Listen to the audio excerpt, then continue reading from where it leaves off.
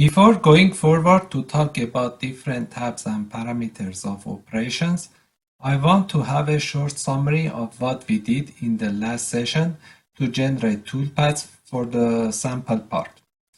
First, I double-clicked on the machine in SolidWorks CAM feature tree. In machine form, I chose the machine Haas Mill VF1. For tool creep, I chose Udemy course tool creep. And as a post-processor, M3 access tutorial. Then I double-clicked on stock manager to define the material 1018 low carbon alloy steel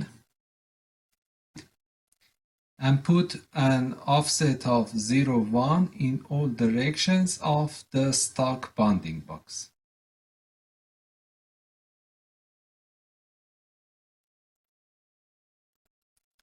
Okay, in SolidWorks CAM tab, I clicked on extract machinable features.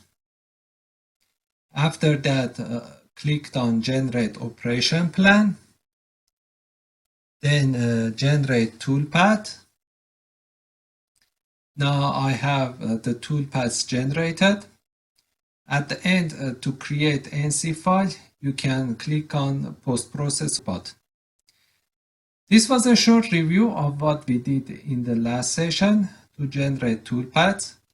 This shows that generating toolpaths in SolidWorks CAM is very easy and most of the job is done by the software automatically. You just need to click on a couple of buttons. Next session, we will discuss about different tabs and parameters of face milling operation.